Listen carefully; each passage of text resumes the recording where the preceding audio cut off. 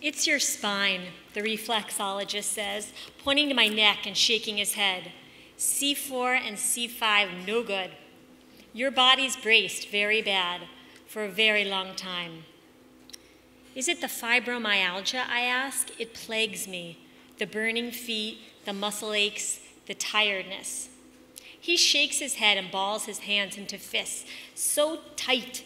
That's why you have pain. I've been to the neurologist, the rheumatologist, the acupuncturist, but nothing helps. A friend of mine swears by Dr. Chang, so I decide to give him a try. He says he can help me, but it will take a while. My body's braced very badly, and it has been for years. It's time to make my health a priority, I tell myself. I want everything to be okay. Things are finally better, calmer around our house. We're in a good place. My twice exceptional son, gifted and with ADHD and other challenges, hasn't had a meltdown in months. There are no calls from the principal, no emails from other parents. We even went to El Torito on my birthday and made it through the whole meal, my 2 daughters, my son, my husband, and me, without anyone crying or storming out of the restaurant. I want it to stay that way. I know I've been in lockdown mode, endlessly advocating for years. I've battled the school for services and accommodations. I've confronted teachers for more rigorous work and support. I've fought with principals, the school district, and sometimes other parents. And I have 2 daughters who need my attention. That night, I sit on my bed and think about what the doctor said. My 9-year-old daughter lies next to me reading a book. Suddenly, she looks up and says, "I always read ahead. I know I'm not supposed to, but I need to know what happens at the end." I do too, I tell her, smiling into her brown eyes. She has no idea how much money I've spent at the Psychic Eye. I need to know what happens at the end so I can prepare.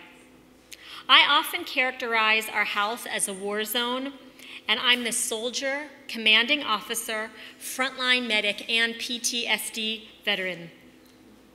Years of tension, tight lips, and folded arms, bracing myself, all of us, for the next issue, the next problem, hoping my defenses will withstand the assault. Then, the unexpected happens. My son lays down on the bed next to my husband. They look through his anatomy book together.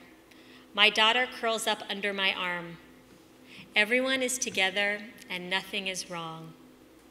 And suddenly we are lighter and laughing and everything in the house has a bit of a shine. I can't explain it, but there's a shift and I understand. I can't keep up the vigilance. The toll is too great. I need a new normal, not a flash of feeling up before a giant rush downward, not a brief reprieve or a moment of accidental relaxation, but a new normal. I feel myself relax in my body as I look around the room. My daughter in a white oversized t-shirt, the one that once belonged to my dad. My son and husband cuddled up in a private world of science and body parts, and me, phone in hand, waiting for my high schooler to call, ready to be picked up after late rehearsal, ready to come home to our home, the 5 of us, as imperfect as we are. I put the phone down. That's why you have pain, Dr. Chang tells me. I have to stop bracing myself. My daughter always reads ahead, and I do too. I need to know how things turn out for this family, and I don't know, and I can't know, and I've spent so many years trying that it's hard to stop. But my kids are doing well, and so is my husband, lying aside a college anatomy textbook, his hands slowly rubbing our son's back. I don't know how long this moment will last. Nobody does. But maybe it doesn't matter. I've spent years believing that if I fortified myself enough, I could make things turn out right. But I can't. And maybe that's okay. I glance at the phone on my dresser. I know it will ring, but I don't have to wait for it. I'm living a new normal.